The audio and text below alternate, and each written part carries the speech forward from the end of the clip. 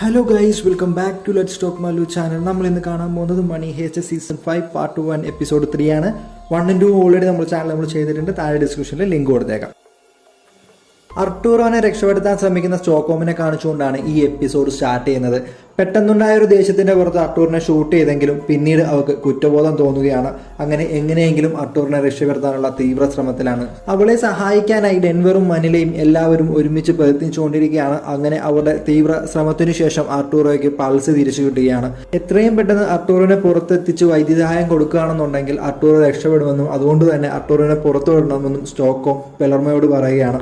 എന്നാൽ പുറത്തു വിട്ടാലും അർട്ടൂറോ ജീവിക്കാനുള്ള സാധ്യത വളരെ കുറവാണെന്നും പുറത്തു വെച്ച് അർട്ടൂറോയുടെ ജീവൻ നഷ്ടപ്പെടുകയാണെന്നുണ്ടെങ്കിൽ ആളുകളുടെ മുമ്പിൽ അതോറിറ്റീസ് ഇവരെ കുറ്റക്കാരായി കാണിക്കാൻ ശ്രമിക്കുമെന്നും കൂടാതെ ഈ ഒരു വിഷയം എടുത്തു കാട്ടിക്കൊണ്ട് തന്നെ അവർ നമ്മളെ അറ്റാക്ക് ചെയ്യുമെന്നും പെലർമ പറയുന്നു. എന്നാൽ ഇതൊന്നും കണക്കാക്കാതെ സ്റ്റോക്ക്ഹോമും ലിസ്ബണും കൂടി അർട്ടൂറിനെ പുറത്തുവിടാൻ തീരുമാനിക്കുന്നു.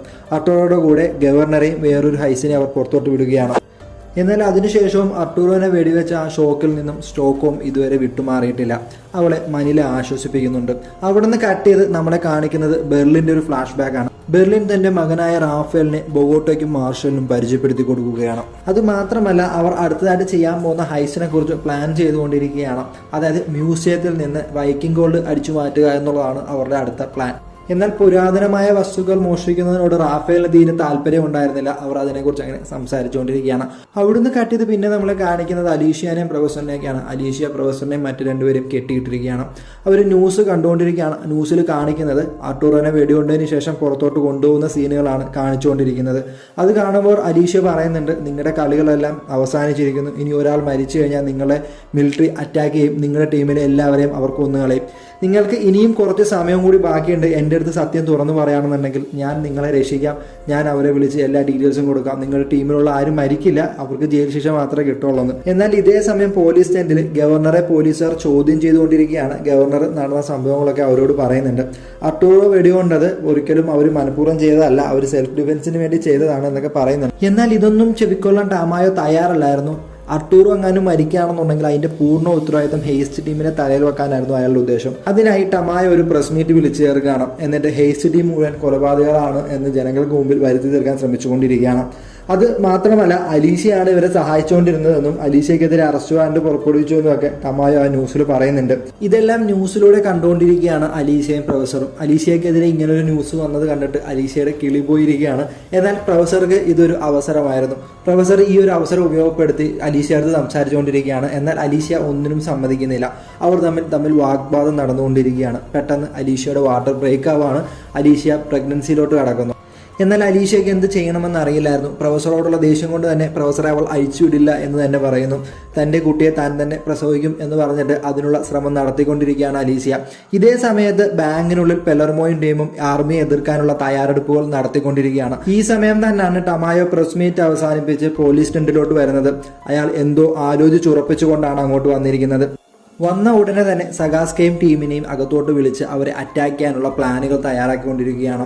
ബാങ്കിന്റെ റൂഫ് ടോപ്പ് തകർത്ത് അകത്ത് കയറി അവരെ അറ്റാക്ക് ചെയ്യാനായിരുന്നു അവരുടെ പ്ലാൻ. എന്നാൽ ഒരുപാട് ചരിത്ര പ്രാധാന്യമുള്ള ആ ബിൽഡിംഗ് തകർക്കുന്നതിനെ കുറിച്ചിട്ട് ഏഞ്ചലിന് എതിരഭിപ്രായമായിരുന്നു. ഏഞ്ചൽ അത് പറയുകയും ചെയ്യുന്നു. എന്നാൽ ഏഞ്ചലിന്റെ വാക്കുകൾക്ക് അവർ ഒരു തരത്തിലും മുഖവില കൊടുക്കാതെ ഏഞ്ചലിനെ കളിയാക്കുകയാണ്. അതിനുശേഷം അവർ അറ്റാക്ക് ചെയ്യാനുള്ള തയ്യാറെടുപ്പുകൾ നടത്തുന്നു. ആർമി തങ്ങളെ അറ്റാക്ക് ചെയ്യുമെന്ന് ഉറപ്പായ പെലർമോയും ടീമും അതിനെ എതിർക്കാനുള്ള സജ്ജീകരണങ്ങൾ നടത്തിക്കൊണ്ടിരിക്കുകയാണ്. എന്നാൽ പെലർമോക്കും ടീമിനും ഒരു അബദ്ധം പറ്റുന്നു. ആർമി ഇവരെ അറ്റാക്ക് ചെയ്യാൻ പോകുന്നത് മുൻവശത്ത് നിന്നാണെന്നാണ് ഇവർ കരുതിയിരിക്കുന്നത്. എന്നാൽ ആർമി ഇവരെ അറ്റാക്ക് ചെയ്യുന്നത് റൂഫ് ടോപ്പ് പൊളിച്ചുകൊണ്ടാണ്. എന്നാൽ ഇതേ സമയം അലീസിയ എത്ര നേരം ശ്രമിച്ചിട്ടും പ്രസവിക്കാൻ സാധിക്കുന്നില്ല. അപ്പോഴാണ് പ്രൊഫസർ പറയുന്നത്, വേറൊരാളുടെ സഹായമില്ലാതെ ആ കുട്ടിയെ പുറത്തു കൊണ്ടുവരാൻ സാധിക്കില്ല. ഇനിയും താമസിക്കുകയാണെന്നുണ്ടെങ്കിൽ ആ കുട്ടി മരണപ്പെടുമെന്ന് പറയുന്നു. അങ്ങനെ വേറൊരു വഴിയും ഇല്ലാതെ അലീസിയ പ്രൊഫസറുടെ കെട്ടഴിച്ചു വിടുകയാണ്. അങ്ങനെ പ്രൊഫസർ അലീസിയയുടെ പ്രസവം എടുക്കുന്നു. മിലിറ്ററിയുടെ ഓരോ നീക്കങ്ങളും വാച്ച് ചെയ്തുകൊണ്ട് ഹെൽസിങ്കി പെലർമോക്ക് റിപ്പോർട്ട് കൊടുത്തുകൊണ്ടിരിക്കുകയാണ്. അങ്ങനെ ഒരു സ്ഥലത്ത് എത്തുമ്പോൾ മിലിറ്ററിയെ കാണാൻ പറ്റാത്ത രീതിയിലാകുന്നു. ഇത് ഹെൽസിങ്കി പെലർമോയെ വിളിച്ച് അറിയിക്കുന്നുണ്ട്. അപ്പോൾ തന്നെ പെലർമോക്ക് കാര്യം മനസ്സിലാവുന്നു. അവർ ഫ്രണ്ട് ഡോറിലൂടെ അല്ല, അവർ റൂഫ് ടോപ്പിൽ കൂടെ തന്നെയാണ് അറ്റാക്ക് ചെയ്യാൻ പോകുന്നത്. ഉടനെ തന്നെ പെലർമോ എല്ലാവരെയും വിളിച്ച് അവരുടെ പൊസിഷൻ മാറ്റാനും തിരികെ വരാനും പറയുന്നു.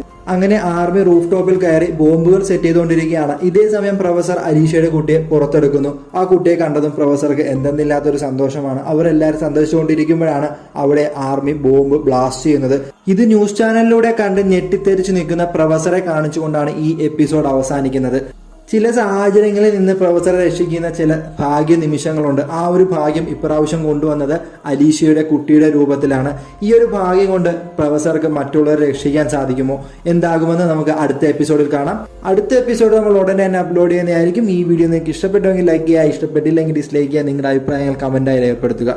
ഇതുപോലുള്ള വീഡിയോകൾ നിങ്ങൾക്ക് കാണാൻ ആഗ്രഹമുണ്ടെങ്കിൽ ദയവായി നമ്മുടെ ചാനൽ ഒന്ന് സബ്സ്ക്രൈബ് ചെയ്യുക. അടുത്തുള്ള ബെൽ ബട്ടൺ അമർത്താണെന്നുണ്ടെങ്കിൽ നമ്മളിടുന്ന വീഡിയോസൊക്കെ നിങ്ങൾക്ക് നോട്ടിഫിക്കേഷൻ ആയിട്ട് ലഭിക്കുന്നതായിരിക്കും. Thank you for watching. Keep support.